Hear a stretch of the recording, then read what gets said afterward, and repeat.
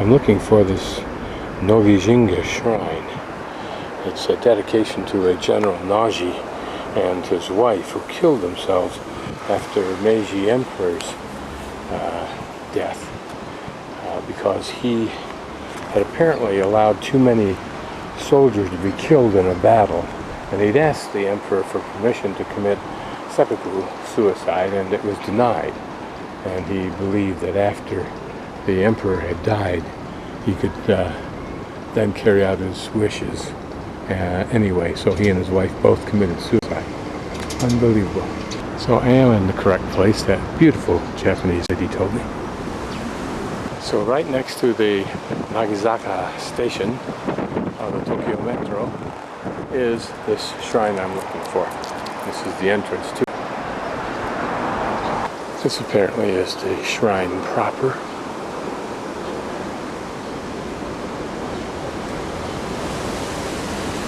I don't know for whom these two fresh graves are for, of course.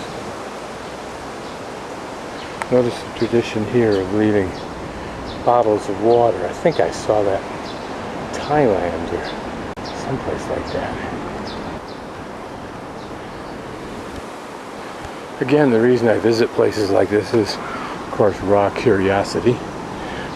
Second of all, I'm intrigued by the history, and it's a way of paying homage, if you will, to the people who this shrine is dedicated to, even though I find what they did to be really a questionable necessity. 2 foot and a half. That answers the question. I don't know what this building is for. That looks like it would have been stalls, but I don't really know what it was for. The floor is heavily used. Notice how it's weathered just up about 1.5 feet, 2 feet on that back wall. And that may be a mechanism for sliding a door or a gate into that and dropping it down into those slots. But then the horse looks a little small, and why would you shorten up the horse's space by? And this was General Nogi's home, erected in 1902 until 1912, when Emperor Meiji's funeral. The couple committed suicide shortly after. The home apparently reflects the design of the French soldiers, or military at least, and he liked that and appreciated it because it's built on a home slope rather. A fair amount of this house is beneath this grade. The stable that we were looking at closely was built in 1889, before the house, of course. And being a brick, it evidences his care and concern for his horses, in my opinion, unlike himself and his wife. Perhaps the general. Look at that interesting plant. Looks like a mustard plant, but the leaves are so beautiful as they change color. Here we can see the lower portion of the house. Whether the veranda was part of it, I'm not sure. That looks like a relatively new cement structure. Second floor to it also.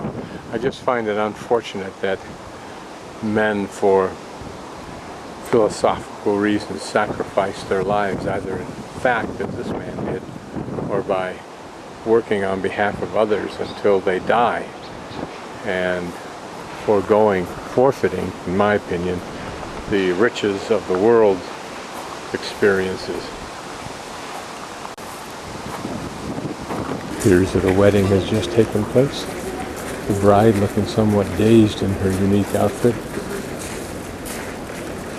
somewhat leads this procession, accompanied very closely by a friend who holds on to her tight.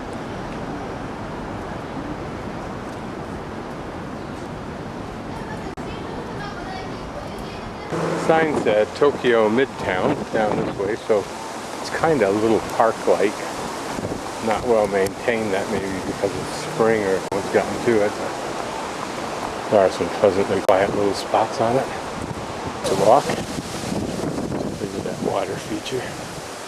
Those are always lovely, big or small.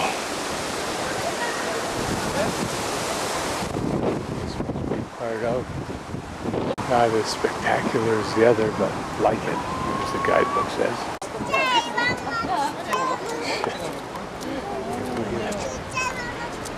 I'll traipse down through here a bit, just to scope it all out. I missed the park I thought I was going to get to though. Place this colorful, not have food. Nope, Sakura Sparkle Lounge. Lots of green space, many benches and tables to sit about, and that curious structure.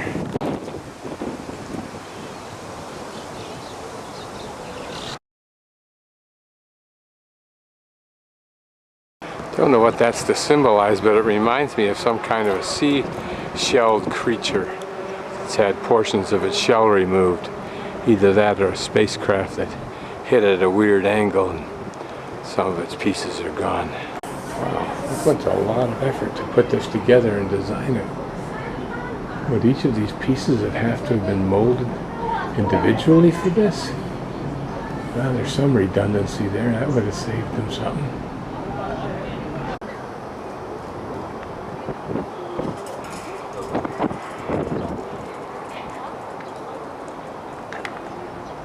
Kind of like that giant obelisk, or this is a giant version of the obelisk in the opening scenes of 2001: A Space Odyssey. Great places for kids and families to come, and individuals. Parks are great. In my opinion, they define the soul of cities. In fact, they evidence that it has a soul. It's interesting how threadbare this park looks, and it may be because that huge building blocks out so much sunlight. It's a pretty little water feature.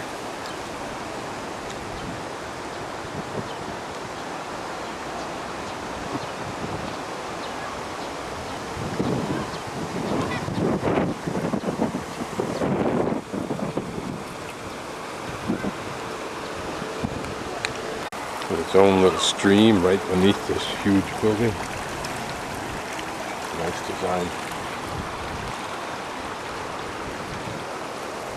Certainly people have to roam through here if they have time at lunch. I don't know if the camera can pick up the roar of the wind rushing between these buildings.